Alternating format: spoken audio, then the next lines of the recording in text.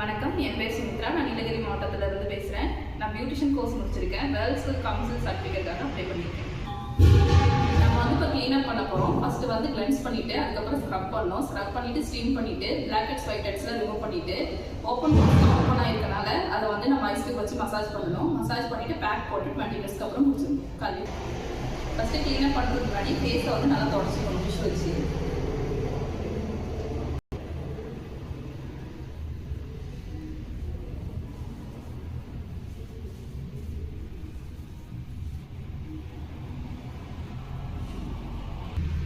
இப்போ கிளென்சிங்க்கு வந்து அப்ளை பண்ண போகிறோம்.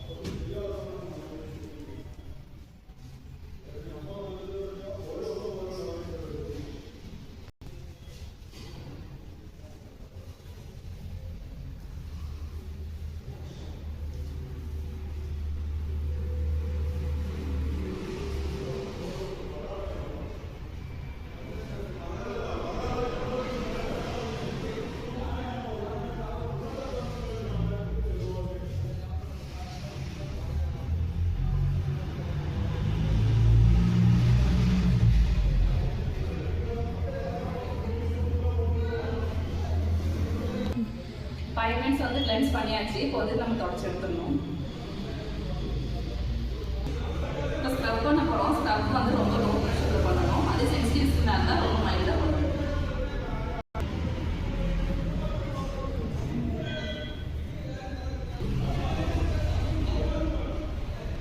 ஸ்க்ரப் வந்து தனித்தனியாக இருக்கும்.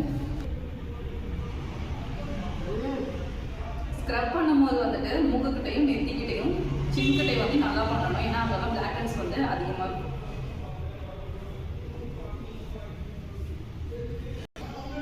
இப்போ வந்து ஸ்டீம் பண்ணியாச்சு. இப்போ பிளாக் ஹெட்ஸ் ஒயிட் ஹெட்ஸ் வந்து நம்ம ரிமூவ் பண்ணிக்கலாம். பிளாக் ஹெட்ஸ் ஒயிட் ஹெட்ஸ் வந்து அதிகமாக இருக்கிறது வந்து சின்கிட்டையும் நோஸோட எட்ஜ்லையும் ஃபோர்ஹெட்லையும் அதிகமாக இருக்கும்.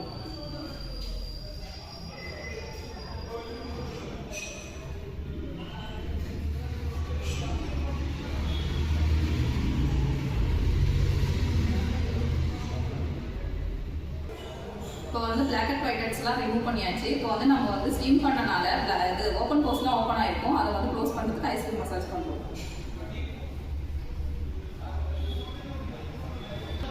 இப்போ வந்து பேக் போட போகிறோம். பேக் வந்து 15 to 20 மினிட்ஸ் வந்து ஃபேஸில் வச்சுட்டு ட்ரை ஆனதுக்கப்புறம் வாஷ் பண்ணிக்கலாம்.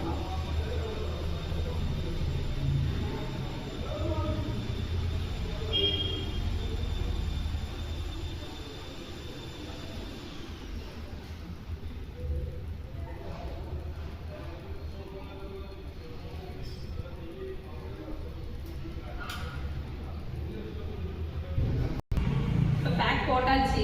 க்ளீனப் வந்து நம்ம எதுக்கு பண்ணுறோன்னா டெட் செல் வந்து ரிமூவ் பண்ணுறதுக்கும், பிளட் சர்க்குலேஷன் வந்து சீராக வைக்கிறதுக்கும், அப்புறம் பிளாக் ஹெட்ஸ் ஒயிட் ஹெட்ஸ் வந்து ரிமூவ் பண்ணுறதுக்கும், முகத்தில் உள்ள அழுக்கெல்லாம் வந்து ரிமூவ் பண்ணுறதுக்கும் வந்து நம்ம க்ளீனப் பண்ணுறோம். க்ளீனப் பண்ணதுக்கப்புறம் நம்ம என்னெல்லாம் பண்ணக்கூடாதுன்னா வெயிலில் போகக்கூடாது, சோப் யூஸ் பண்ணக்கூடாது, ஹாட் வாட்டரில் வந்து ஃபேஸ் வந்து வாஷ் பண்ணக்கூடாது, அதுக்கப்புறம் க்ரீம் எதுவும் அப்ளை பண்ணக்கூடாது.